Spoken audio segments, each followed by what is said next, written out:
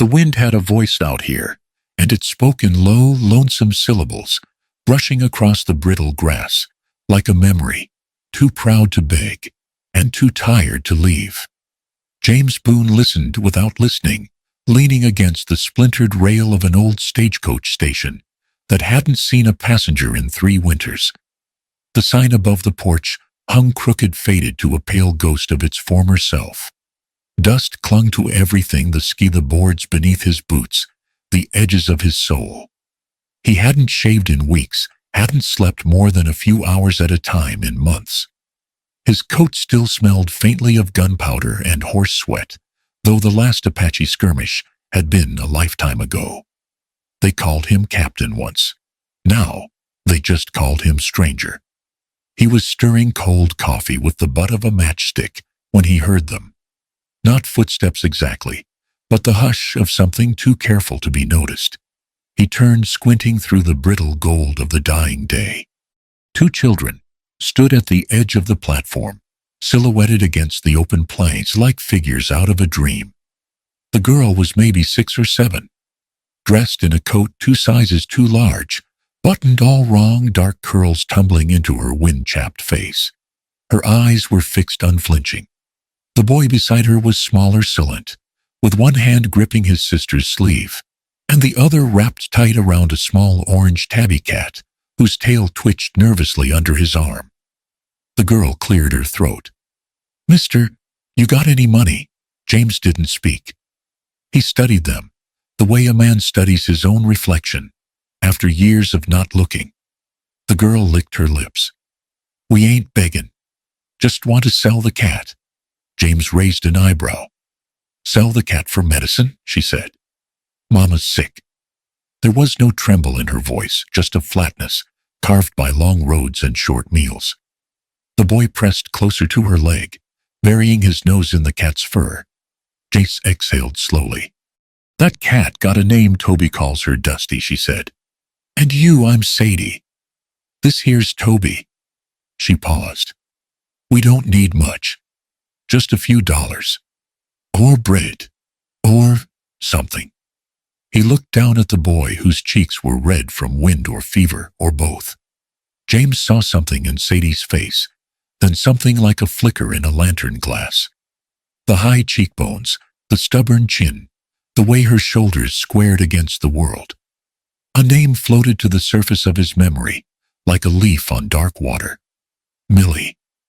He hadn't said that name out loud in 10 years. "Where's your mama?" he asked. Sadie hesitated.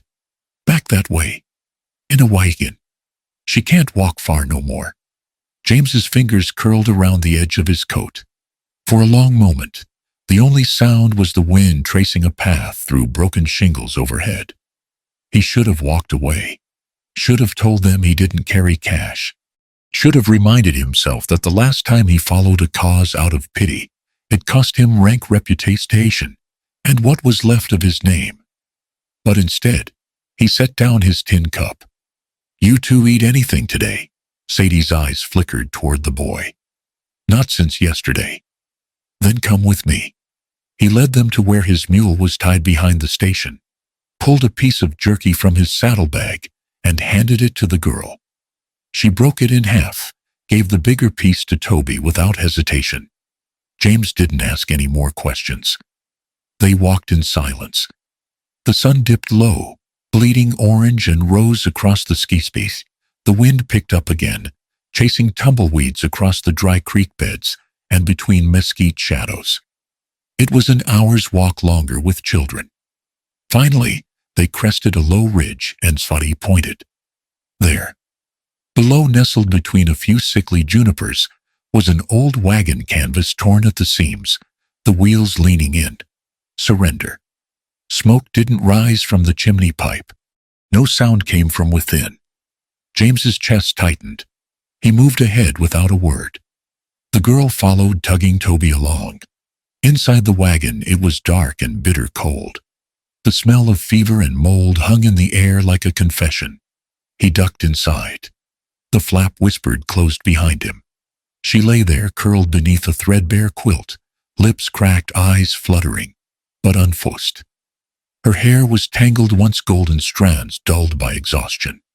A small wooden cross dangled from a leather strap around her neck, resting against the rise and fall of her breath, if you could call it that. James stepped closer. At first she looked like no one, just another broken soul. But something in him knew before he won it. Then it came, a scar just below the jaw, faint but unmistakable. A crescent moon. His throat locked. He reached out and brushed a strand of hair from her face. His hand hovered, trembling. "Millie," he whispered. She didn't stir. 10 years of silence came crashing down in a heartbeat. Anger, grief, love, none of it mattered now. Not when she was barely breathing and her children stood behind him with empty bellies and wide, waiting eyes. He turned away briefly, steadying himself.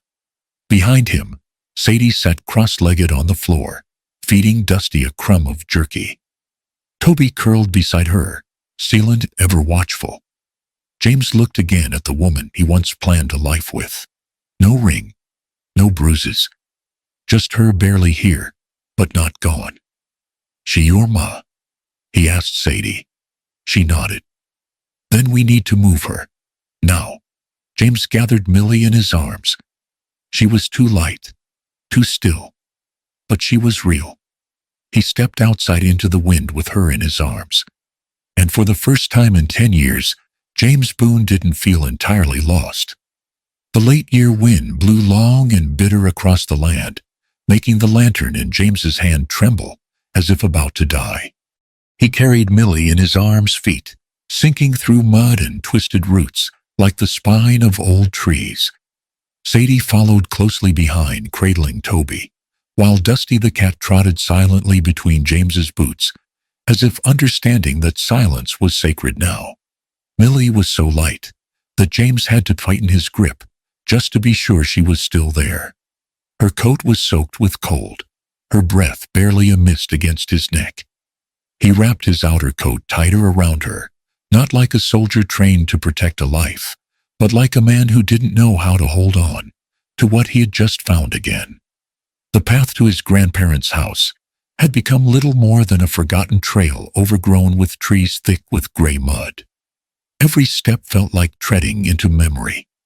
James remembered winters from his boyhood, his grandfather telling stories by the fire, his grandmother knitting in her rocking chair, himself crouched by the hearth, playing with ash. Days without war, without orders, without goodbye. And then they arrived. The cabin stood like a quiet sentinel of times long gone. Dust coated every window seam, moss clung to the roof, and the wooden door had warped from age. But to James, it was the one place that wouldn't ask why he came back. He pushed open the door, it creaked softly. Inside, the darkness smelled of old timber and forgotten years. His grandparents' portrait still hung slightly crooked on the wall. The stone fireplace sat cold. The rocking chair had lost a single cord. James laid Millie gently on the old bed, pulling a thick quilt over her. He lit the fire, hands clumsy like someone unused to tending another. He warmed water in an iron pot laid out, stale bread, and salted butter he found in an old pantry drawer. Every movement was careful, quiet, as if even his breath might break the fragile spell of memory. Sadie watched him without blinking, then asked shyly, "Can I get warm water?" James nodded. She took a cloth and dabbed at her mother's cheeks, awkward but tender. Toby sat near the hearth, petting Dusty as if the cat were the one deciding everything. James rummaged through an old tobacco drawer, his grandfather's habit, every evening. He didn't smoke, only opened it for something familiar. Inside were a bottle of medicinal whiskey, some rags, a bit of salve. He returned to Millie's side, dipped cloth in warm whiskey, and wiped her brow and neck gently. Then he whispered, "I'm sorry, not for the past, just for not coming sooner." His voice vanished into the fire. No one heard. But Dusty gave a small nod, then curled up on Millie's chest. Toby smiled a quiet smile, the first James had seen. Night fell. Wind played through the cracks. Inside the old house, Millie stirred. Firelight painted her face pale, but alive. The scent of burning wood, Dusty's purring, the feel of a real roof, all let her breathe deeper than she had in weeks. Her hand reached to her neck, searching for the silver locket. Still there. Then her eyes landed on James. He stood a little ways off, silent, unmoving. Millie blinked, as if unsure whether she was waking from fever or stepping into a dream. Her lips parted, then hesitated. Her gaze wandered Dusty, then Sadie and Toby asleep near the fire. Finally, as if choosing to risk the fragile hope, she whispered, "James?" One word. Like a confirmation, "I'm alive. I'm here." Yet her voice, caught in the wind, seemed also to ask, "Is this real?" James stepped forward, slow and steady. His face gaunt, beard silvered, but his eyes were just as she remembered, steady, warm, like a flame that never left. He sat, didn't touch her, only asked, "Does it hurt?" Millie looked at him, uncertain. Her eyes held a distance, not ready to fall open. But she gave a slight shake of her head. And he said, "I'm here." No blame, no questions. Just presence, firm as a mountain. Millie touched her temple, then noticed Dusty. She smiled faintly. Then she looked to Sadie and understood. From this day forward, she could stop worrying. The children had survived. Truly lived. James stood, stepping quietly out onto the porch. In the dark, he took a small pouch from the saddlebag, a handkerchief Millie had embroidered and left behind long ago. He didn't give it to her. Not yet. The night passed. Children's shadows danced on the cabin walls like memories reborn. James sat by the fire, silent, keeping watch. For the first time since he left the army, he didn't dream of war. He only heard Dusty's faint scratching at the window, as if the cat too wanted to stay. By the time the second sunlit morning rolled over Copper Hollow, word had spread faster than smoke in dry brush. Millie Gresham was back. It came in hushed whispers at the bakery, louder speculations at the feed store, and outright judgment from the pews on Sunday. Folks didn't need the full story. A wagon left half-rotted near Dry Creek, 2 half-starved children, and a woman, once thought lost to Denver society. That was plenty to get tongues wagging. Marshal Reeves heard it all before noon. He rode out slow, not because he was in a hurry, but because he liked to give people time to prepare for disappointment. A broad-shouldered man with a mustache, thick as barbed wire, and a sense of law so rigid it bent truth itself to fit. Reeves didn't appreciate surprises. And a woman thought dead, walking into town with children and no husband. That was a surprise he didn't welcome. He found James Boon splitting logs behind his grandfather's old house. The axe fell steady, not hurried, not showy. Dusty slept nearby like he'd always lived there. Children's laughter fluttered from inside the cabin. Reeves didn't dismount. "James," he said flatly. James wiped his hands on his trousers, didn't offer a smile. "Marshal, I heard someone fitting Millie Gresham's description is holed up in there." "Maybe." Reeves squinted. "She's got folks in Denver thinking she ran. There's talk of missing money. Her brother-in-law made it sound like a flight risk." James didn't flinch. "She's resting. That all right with you?" Reeves looked past him toward the cabin. "That house is on your family deed. Means you're responsible for what happens in it." "I always was." That ended the talk, but not the suspicion. Reeves tipped his hat and rode off, the cloud of doubt trailing in his wake. Bethany Quill came later that same afternoon, arms full of herbs and small jars, eyes full of answers no one had asked for.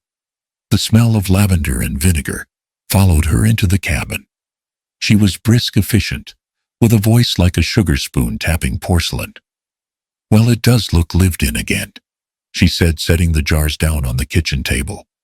"Lord knows it's been quiet since your grandmother passed." James offered no reply. Millie stayed in the back room pretending sleep. Bethany moved through the kitchen like she had every right. She touched the windowsill, adjusted a crooked frame, lifted a cracked cup with a soft sigh. I brought liniment. It helps with fevers, she said. I suppose someone should be helping. We're managing. She turned. I don't doubt it. Just surprised you took her in is all. Thought you had sense. James looked up, calm as a still pond. I did. That's why. Bethany said nothing after that. But her silence wasn't quiet. She left with her shoulders tight and her heart heavier than the basket she carried. Jonas Gresham arrived 3 days later. He didn't bring food or medicine. He brought documents. He wore city boots that weren't made for mud, a hat that cost more than some men's horses, and a coat too clean for a place like this. He didn't knock. He handed James a sealed envelope with embossed lettering and waited. You read it, James said. Jonas cleared his throat. This is a summons requesting immediate return of Sadie and Tobias Gresham to their legal guardian. That would be me. They have a mother who abandoned them and has no standing after my brother's will. James didn't move, didn't blink. Jonas stepped closer, lowering his voice. Look, I understand sentiment. You think you are doing the noble thing. But she's not stable. She's ill. And those children have inheritance rights, responsibilities. They belong with someone who can secure their future. Or someone who can control their fortune. Jonas bristled. You think you're better than the law? No, James said softly. But I remember when law meant justice, not leverage. Jonas dropped the papers on the table and left without another word. Inside the cabin, Millie had heard it all. She sat at the edge of the bed, shoulders, hunched eyes staring at the worn floorboards. James didn't say anything. He poured her tea and set it down without a sound. The silence between them had changed. It was no longer avoidance. It was a space where pain could exist without explanation. He'll come back, Millie said finally. Let him. She looked up. I don't want to cost you this house or your name. James met her gaze. I left my name behind a long time ago. This house, it doesn't cost me anything if you're in it. She looked away, tears threatening but held. They'll say I made you weak, that you took in a ruin. James exhaled. Then let them come see what a ruin can become when someone lets it grow roots. Over the next week, the cabin changed. Millie moved more each day, helping Sadie slice apples, brushing Toby's hair by the hearth. She didn't speak much, but her presence filled corners long forgotten. Dusty took to sleeping at her feet. James fixed the porch steps, straightened. The crooked pictures started oiling the hinges that once groaned in protest. He didn't talk about it, but he slept closer to the front door, like a man who'd found something worth guarding again. Evenings were quieter than the rumors outside, but inside, the house breathes. Sometimes healing doesn't come with ceremony. It comes in the way children laugh after dinner, in the hush of a woman's voice reading aloud by firelight, in a man sitting quietly beside the warmth, not because he's tired, but because he finally can. The ghosts of Copper Hollow didn't knock loud. They came in through the windows curious, but they found something inside. They hadn't expected a family. Not perfect, not loud, but choosing each other despite the cold. And that in Copper Hollow was enough to start the wind talking again. The nights grew longer in Copper Hollow. Outside, the wind carried the dry breath of winter through the barren trees. Inside the cabin, time moved differently, slower, softer, as if the air itself had learned to whisper. Millie sat in the rocking chair by the hearth, a thin blanket over her knees, eyes following the crackle of firelight. James sat across from her, legs stretched out, boots unlaced. Between them, the quiet was not empty. It was full of things unsaid. 3 nights had passed since Jonas left. The children slept easier now. Dusty curled on the rug like he owned the place. The house no longer felt like something borrowed. It breathed like something forgiven.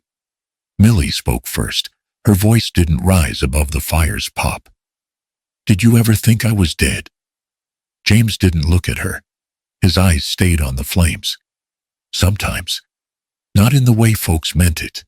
Just not coming back. Like the wind that changes and never looks over its shoulder." Millie nodded. Her fingers brushed the edge of her shawl. "I wanted to write. Every day I wanted to, but they didn't allow it." He finally turned. The fire painted gold across his cheeks, deepening the lines time had carved. My father first, he made the deal. Gresham offered to clear the debt if I married into the family. I didn't get a vote. James breathed out through his nose, slow. "And you didn't fight it." Millie looked at him. Her eyes weren't defensive. They were tired, old. "I tried. But you don't fight the fire when the barn's already lit.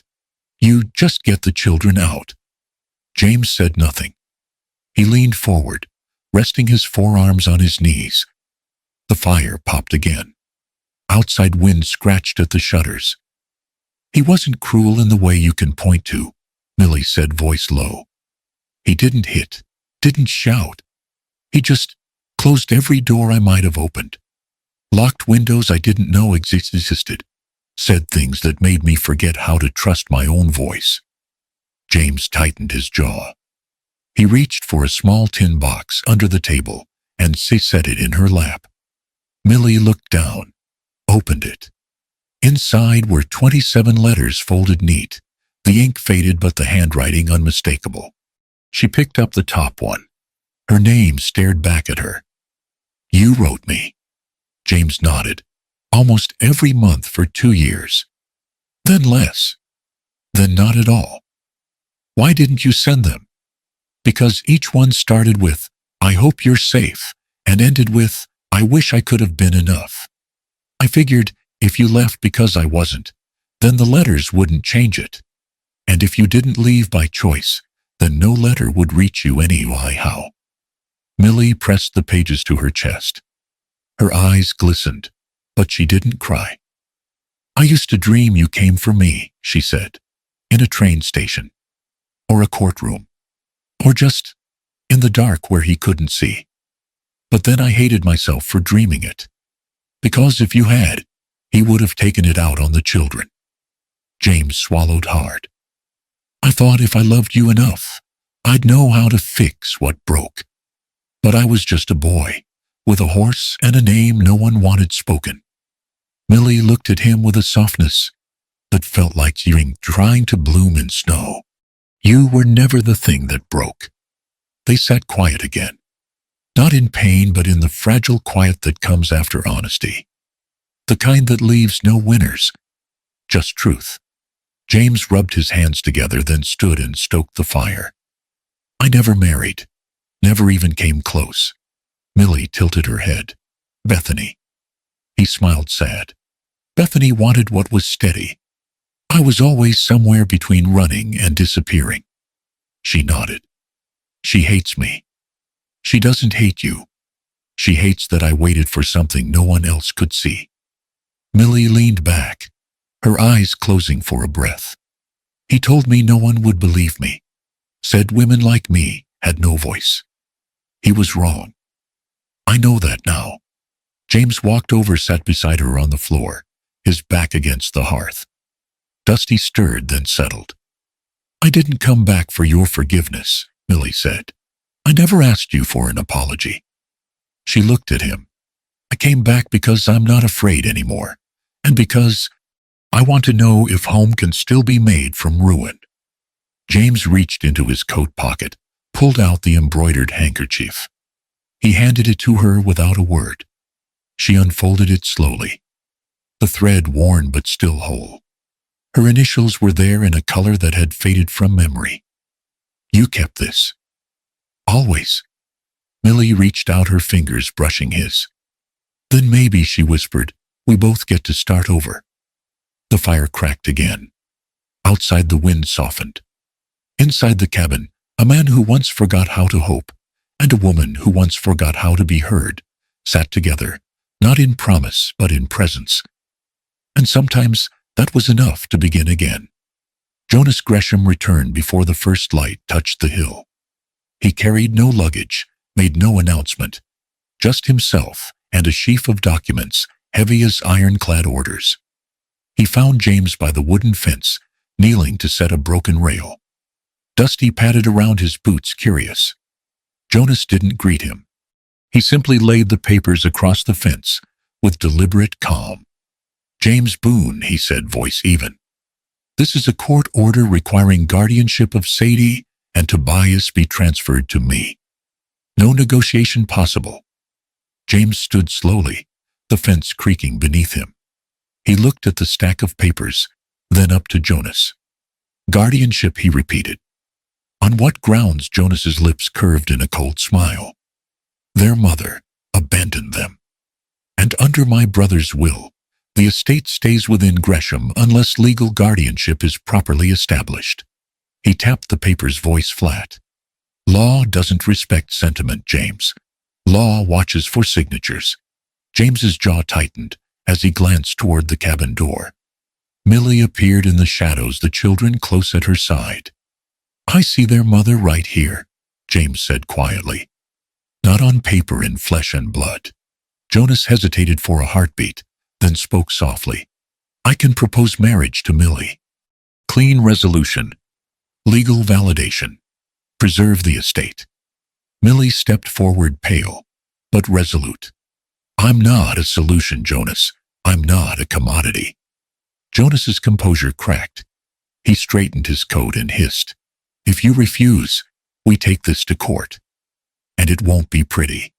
James moved in front of Millie, unwavering. "Then let's go to court." Jonas looked at Sadie, standing tall, hands clasped. A hush fell, stilled by a child's courage. "Sadie, who do you want to live with?" he asked. Sadie's voice rang clear. "I choose a place where my mama doesn't have to be afraid anymore." Then she looked at James and whispered, "Please." The wind seemed to hold its breath. Jonas squared his shoulders and turned, barely saying, "Fine. I'll sue." That night, James stood silent on the doorstep. Jonas's offer lingering like a velvet trap, laid bare. His words were gone, but the tension burned in James's clenched fists around the blanket covering the chair. Millie sat by the window, face pale, not from fear, but from the weight of being bargained like property. Sadie silently pulled Toby into her arms. Dusty curled beneath a chair, as if bracing for a storm. "I won't let him speak to you that way again," James murmured. Dawn found James riding through frost-hardened prairie, heading toward Dusty Creek. He stopped at the old station near the foothills, seeking out his old war friend, lawyer Elias Calloway. They called him Mr. Calloway with a mix of respect and a touch of awe. He had won hopeless cases with grit and reason, and had saved James's life in the Arizona Canyon shootout back in 1877. James encountered him beside the station's coffee stand, ink-stained newspaper in hand. "What's got you tangled up now?" Boon Calloway asked, voice betraying years of smoke and steel. "Just saving a woman and 2 children from a paper cage," James replied softly. Calloway folded the paper and donned his coat. "Show me the way." By afternoon, James and Calloway rode into Copper Hollow. One man stripped of rank for doing what was right, the other stripped of license for speaking truth. They returned with purpose. Millie would not fight alone. Inside the old cabin, lamplight flickered across Jonas's paperwork. Millie poured tea with trembling hands. Calloway, older now, but steady, leafed through the pages. "He's not suing out of justice," he said slowly, voice low. "He's suing to bury you under that estate, and he thinks legal paper is stronger than truth." Millie watched the steam rise from her cup, as though trying to find warmth in the swirl of words and threats. Calloway set the stack of documents aside and tapped the table. "I'll dig into Jonas's finances, but it's your story, your voice that matters most." James' semi-closed hand clasped around Millie's, a silent promise that he would stand. Late that night, Jonas returned unannounced to the cabin window. Without knocking, he tapped rim of the glass. "Sign it," he whispered. "Then everything's easy." Millie opened the window a crack, torn between self-preservation and defiance. "You call that peace," she said softly. "But it's a shackle, and this house won't hold any chain." Jonas clenched his jaw. Then he walked away, swallowed by the night. 2 days later, the courtroom doors creaked open on a chilly morning. Inside, Calloway carried a leather briefcase full of financial records. James held a bundle of letters. Millie tucked her old embroidered handkerchief inside her coat pocket. Jonas's lawyer presented his case. "Your Honor, Millie Gresham abandoned her children. She forfeits any parental right. The Gresham family seeks to preserve their name and the futures of Sadie and Tobias." Silence followed. Then Millie rose. Her voice wasn't loud, but it rang deep and steady. "I did not abandon my children," she said. "I left to save them from control dressed up as love, from silence disguised as duty." James watched her pride swelling, not in conquest, but in gratitude. "I returned," Millie continued, "not to ask forgiveness, but because I am no longer afraid." Sadie stood next, courage filling the courtroom like dawn. "I choose a home where my mother doesn't fear." Calloway laid out evidence ledgers, whispered moves of money letters from Millie herself. Jonas's attorney's protests faded. The judge paused and finally spoke. "Millie Gresham is granted legal guardianship of Sadie and Tobias." Petition denied. No cheers broke the hush. But somewhere, a cat meowed small applause at someone's feet. That evening, the wind carried softer notes through the cracked doorframe. James and Millie stood together as Mr. Calloway mounted his horse to leave. He doffed his hat with a slow nod, his presence a quiet benediction. James didn't need more. He held Millie's hand up close. "We're home now," he said quietly. Sadie hugged Dusty. Toby clung to James's leg. "And Dusty too," Sadie added, voice bright. They crossed the threshold together, no longer hollow, but full of a fragile victory born in heads held high, hearts unshackled. In Copper Hollow, justice didn't arrive with gavel or gun. It came in shared breath, still warm in the silence of a family reunited. The dawn was crisp at Copper Hollow's small chapel, but inside, warmth glowed beneath every pair of eyes. It had been a week since the court's decision, enough time for time-worn hearts to catch their breath and let hope settle in. This morning, it settled into the dusty wooden benches, the nearly bare altar, and the trio, stepping forward to promise themselves not to perfection or pretense, but to belonging beyond circumstance. Millie sat to James's right, her fingers wrapped around his. Her eyes still carried traces of sleepless nights, though now fulfilled by the certainty that they'd endure this path together. Dusty the cat dignified in his gray fur wound between them, and the children, who fidgeted with innocent excitement. James listened to the quiet before easing the truth out. His voice didn't shake, it simply carried all the weight of the years he'd worn like armor. "Millie," he began, "I may not have a church or a suit too fine for Sunday. I don't have currency enough to gift or the words to say I'm worthy." He paused, not for effect, but because he held himself in that moment. "What I do have is a name, and you and the girls deserve to stand under it, without fear." He glanced at Sadie and Toby. Sadie sat alert, chin raised as if she understood everything. Toby's big eyes flickered with hope. "I want to give you that name. If you need a name to stay, then I give you mine." Silence fell. The minister, a kindly man, with soft wrinkles carved by kindness, waited. Millie swallowed her breath, catching. Tears brimmed, but she didn't bow. Instead, she raised her head, met James's gaze, and spoke with quiet conviction. "I accept," she said, voice low, but certain. "Not because I'm broken, but because I want to stand strong beside you." The minister smiled with a gentle certainty. There were no flowers on the altar, just candles flickering shadows like old memories. Children's small laughter rippled, and Dusty jumped onto James's boot tail, flicking. They exchanged simple vows, nothing ornate, just two promises to choose family when it's easier to leave, to speak truth even when silence is easier, to stand as one, not as halves but as home. When they kissed, there was no flourish, only dust motes spinning caught in the light that shone through the chapel window. And for the first time, James felt the burden of his past begin to ease. Afterward, seated beneath candles, and echoed amen as they stepped outside. A hush had fallen over the town people, held their breath, waiting to see if this union was anything more than sentiment. It was. As the minister pronounced them one, the chapel doors opened, spilling winter light over them. The congregation, mostly neighbors, a few whispering relatives, even Marshal Reeves standing quietly at the back, rose to clap. Not from ceremony, but from shared relief, a wrong undone, a family remade. Later, James and Millie walked down the chapel steps. He looped an arm around her shoulders. Sadie ran ahead. Toby held both their hands, Dusty purring against their legs. The day stretched hushed and tender like fresh snow. That night, they gathered around the hearth in their old cabin.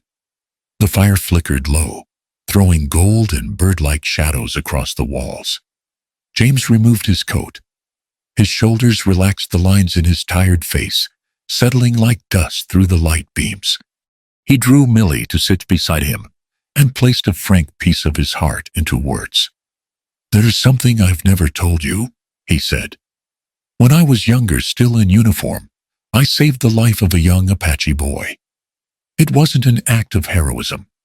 It was a moment of refusal to obey orders that went against what I believed human beings deserved." He paused. The children looked up. Millie squeezed his hand. "When the sergeant saw me, he ordered me court-martialed. I lost my rank, my position, my place in any regiment. My name was undone. Worse, my parents. They turned from me as if I'd died." James's voice stayed low, but the pain in it came out raw. "I spent 10 years wearing that void in my chest. I buried it, just like I buried every letter I wrote to you." He let out a breath. "I thought I had atoned by disappearing." Millie rested her forehead against his chest. Through the thin cotton of his shirt, she felt the steady hammer of his heart. "You saved a boy," she whispered. "You lost a rank, but you earned your soul." James had been quiet, too quiet. His fingers toyed with a carving on the old banister, something his grandfather had etched decades ago. Initials long since faded by wind and time. "I've thought," he said almost to himself, "that if I died out there, it might have been easier for them to remember me kindly." Millie turned her head, letting the silence linger before answering. "You mean your parents?" He nodded slowly. "When they shut the door, they didn't just lock me out. They locked away everything I'd ever been, every memory, every kindness. Like I was a story they didn't want to read again." His voice cracked slightly, but he didn't stop.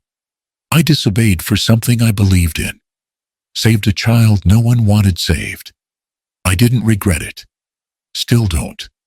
But losing them, it hollowed me out. And part of me stopped trying." Millie reached out her hand, gentle on his forearm. "They may not have seen your courage back then," she whispered, "but I do. And now, so do Sadie and Toby." James looked at her, searching. "You've spent so long surviving," she said, "you forgot how to be seen. But James, you never stopped being someone worth seeing." The fire crackled inside. Dusty let out a soft mewl and padded toward the door, tail brushing the floor like a paintbrush across old wood. "They're still your parents," Millie continued. "And I don't know if they'll open that door again. But I do know this. If you ever try, I'll be standing beside you." He didn't reply right away, but after a long moment, James leaned into her, resting his forehead gently against hers. "If anyone can help me walk back through that gate," he murmured, "it's you." Millie's eyes glistened not with pity, but with purpose. "Then we'll walk," she said. "Slow if we must. But we won't walk alone." And in that quiet under stars that had watched generations come and go, something shifted not loudly, but deeply. James Boon, once a man, cast out by blood and badge, had found in Millie not just a wife, but the bridge back to the home he thought he'd lost forever. The morning broke hard and gray over Copper Hollow. A wind howled through the hills, cutting sharp as broken promise. In the distance, dust kicked up behind a black carriage, flanked by mounted officers. At the front of the procession sat Jonas Gresham, wearing a coat too stiff for comfort, and a smirk that barely masked his contempt. James was already outside splitting logs behind the cabin when he saw them. The axe halted mid-air, breath still in his chest. He didn't need a letter to know trouble had come. Inside, Millie had just buttoned Toby's collar, smoothing it gently with trembling fingers. Sadie stood near the door, stiff as a fence post, her eyes already reading the fear in her mother's face. They heard boots hit the porch. A knock too firm to be neighborly. Marshal Reeves stepped in first, flanked by 2 state officers. Behind them, Jonas appeared holding a folded court order, like a pistol cocked and ready. "Millie Boon," he said, coldly ignoring the name change. "You're under investigation for kidnapping minors and fraudulent interference in inheritance claims." James stepped in front of her, chest square. "This is my house," he said. "You come in waving papers, like they matter more than people." Jonas sneered. "We'll see what the court says." 2 days later, the courtroom in Copper Hollow brimmed with heat breath and the sound of justice creaking back into place. Dust floated in shafts of sunlight, cutting through old wooden beams. People came not just to witness, but to remember which side they were on. Calloway stood with one hand on his cane, the other on the worn leather of his satchel. "Your Honor," he began, voice hoarse but unshaken, "Jonas Gresham has accused my client of kidnapping her own children. What he fails to mention is his attempt to strip those same children of their inheritance through forged documents and financial coercion." He laid out ledgers, checks, signatures not matching, and accounts that bled like slow wounds. "But the most damning evidence," Calloway added, glancing toward Millie, "isn't ink, it's what his own niece is prepared to say." Sadie stepped up to the witness stand, a chair too big for her, a Bible too heavy. But her voice, clear and high, sliced through the murmurs. "He made Mama cry a lot. He said we were just names on paper. He locked the windows when it snowed." Someone in the gallery gasped. Sadie didn't flinch. "I don't want money," she added. "I just want my mom to smile again. And she does here. With James. With Toby. With Dusty." Jonas shifted, jaw tight. His lawyer whispered fiercely, but the damage was done. James didn't speak during the hearing. He didn't need to. He sat beside Millie, their hands intertwined beneath the table. Every heartbeat said what words couldn't. Finally, the judge lifted his gavel.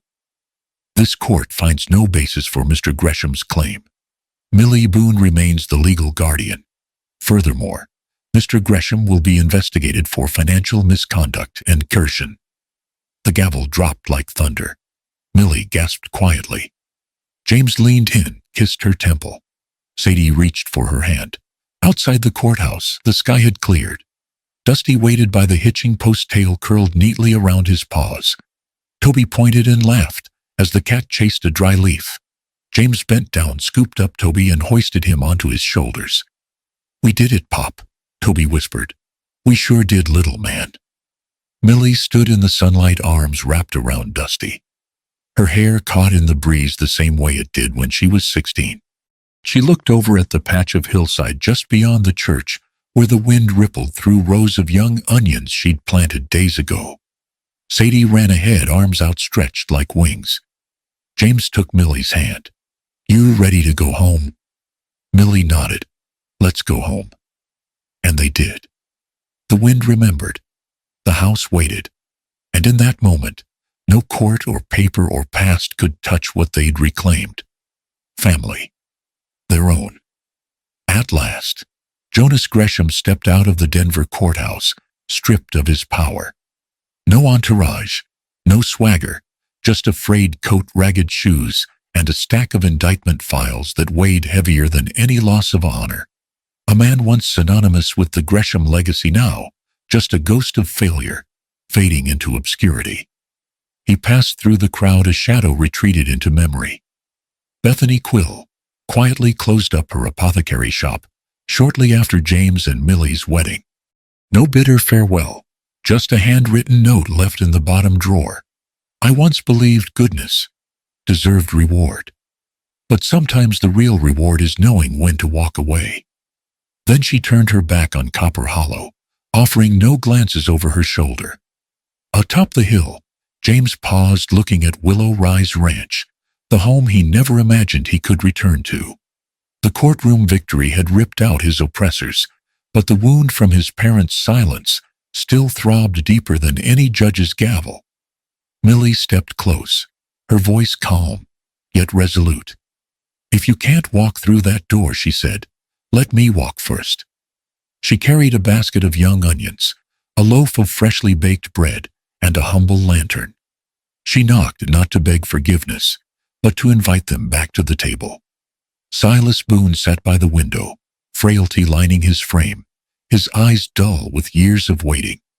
He was once the man who carved valor into James's shoulders, but now he was a father, waiting to be faced. Sadie shuffled forward. Quietly, ever so quietly, she said. Grandpa Silas froze. His hand shook as he reached out to touch his granddaughter's. James stepped forward, clearing the years and misunderstandings in that moment. Father James said, nearly a whisper. Silas's frail hand rose, searching. Then he touched James's head, a flicker of a father's pride.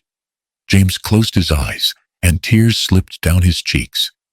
Words went unspoken, but forgiveness poured through the embrace. From the doorway, Abigail Boon watched in stillness. When Millie asked permission to tend the old family garden, Abigail nodded without words. And later during the meal, she gently placed her hand on Millie's shoulder and murmured, "I owed you thanks. Thank you for bringing back the sun. This house never truly lost." For the first time in years, the hearth sprang to life. Flames flickered across polished family heirlooms. The dinner table, once folded away, now held 6 seats filled with warmth, conversation, and second chances. Toby sat down at the old piano, pressing tentative keys, coaxing music back into the walls. Sadie read aloud stories to her grandmother, capturing attention with every carefully spoken word. Dusty the gray cat curled softly into the old armchair, claiming peace finally. Outside, James swung his axe at the gnarled oak near the barn, his breath steaming in the winter dusk. His shoulders were heavier with purpose, gentler than years before. Millie's hand worked the soil of the onion patch, planting each bulb kindly. Her smile, free from fear, stirred something in the land and in James's heart. In the doorway, Toby sketched Dusty onto a scrap of barnwood, the kitten's silhouette rough but full of meaning. Sadie and Abigail sat close on the porch, reading together from a weathered book. Their voices were steady a beat in the new life growing around them. Dusty stretched contentedly beneath them, paws tucked, fur warmed by fading sunlight. The wind whispered through the rafters, bearing soft echoes of laughter, forgiveness, and homecoming. Any house can go cold once, but if even one soul remembers, then the wind knows its way back home.